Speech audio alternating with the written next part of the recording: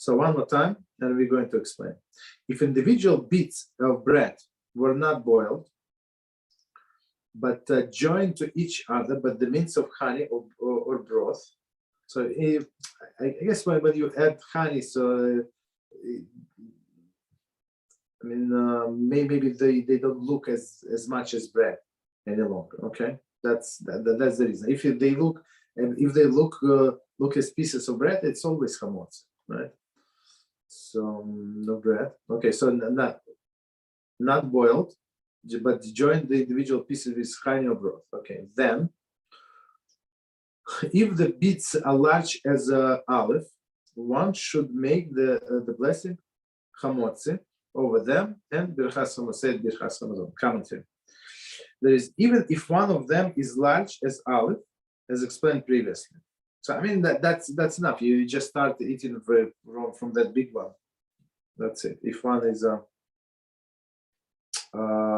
if one piece, that piece, it's after the sticking the smaller pieces together with let's say with the honey, right? That's and this piece is olive size, so 28 grams. So okay, you can say how much. However, if they are not as large as olive, so smaller pieces, then if they have appearance of the bread, there is if it is evident that and obvious that they are bread, one must make over them the blessing of hamotzi and birchas hamazon. Okay, so one more time. But if they are not as large as olive, then 59. Commentary, Mishneh Berurah. The reason why these bits of bread are superior in this respect to the bits of bread smaller than olive of the first case discussed in this paragraph is that in a view of the fact that they are not boiled, their bread appearance is of consequence, since it is most evident and obvious. So as we said before, when you boil, that's one story, but here it was not boiled. It was just crumbled in pieces and then like reconstructed into bread or whatever shape or form. Okay, when the author of the Shulchan writes that one must make the blessing for after the meal over them, he means that one must do so if he had several bits which were collectively the size of the olive. Okay, so that's like obvious, I think. But I have to say that it's not because of the one piece, but because of all of the pieces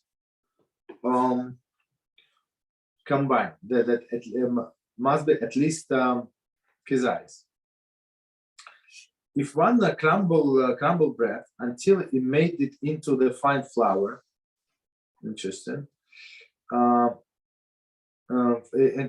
into fine flour again, and then mix it again with the fat, etc., with which is how one make what called knedler, boiled flour balls, like a matzo ball, something like that, or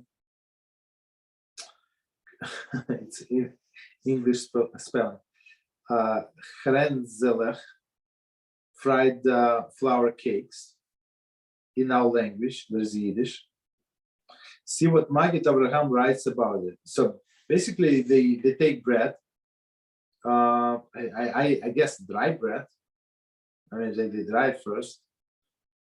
How they can make like a flour and then like stick it together. That's how I guess, right? However, many achranim, right, and then reconstitute and make balls and put these balls into the soup. However, many achranim are agreed that if one boiled this mixture in a pot, or fried it in a liquid in a pan, right? So fried in a liquid in a pan, we said it's still cooking, which is likewise regarded as boiling, exactly, when it covers mostly covers, right? One should merely make the blessing Borei Minei Mizonos over it,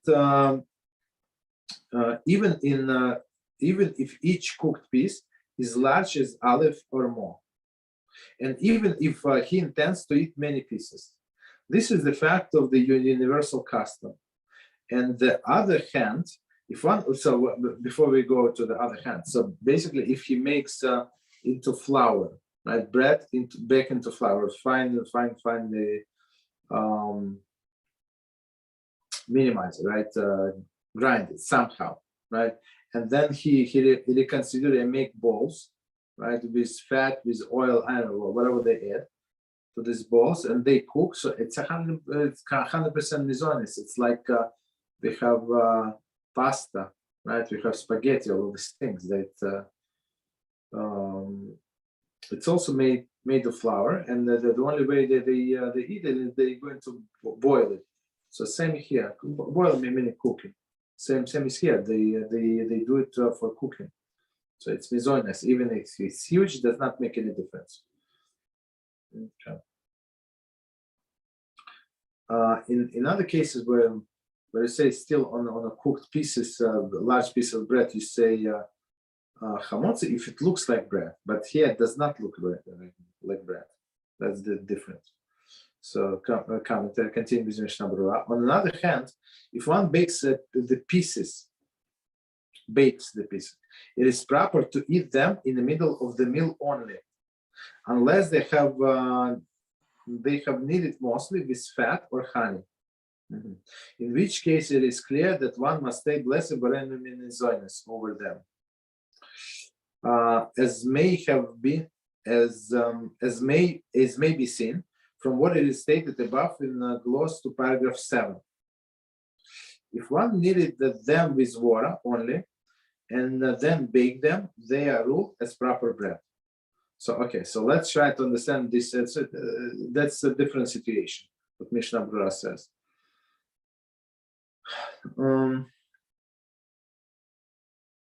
So if he after he stick these pieces together, right, with and then he baked it. So Mishneh Berurah said it's not so clear what the blessing to make over it. If he did it with water, right? But if he did it with fat or honey, so we said all of these liquids, so which is, I mean, the liquids, but it's not water, so it's not chamotzi, basically, right? So we say Borei Minei Mizonos. Okay. But if he cooked it and then baked it, right? Like they do with bagels. So in this case, it's chamotzi. So because the last stage of the preparation was baking. So it was 59. Let's read the whole sentence. However, if they are not as large as aleph, then if they have the appearance of bread, it's evident that and obvious that they are bread. One must make over them the blessing of chamotzi and the blessing for after a meal. But if they do not have the appearance of the bread, one must make over them the blessing Borei Minei Mizonos. So if it does not look like bread, Borei Minei Mizonos, and the single blessing which corresponds to the 3 blessings after the meal. So that's a blessing alamihia, right? Okay.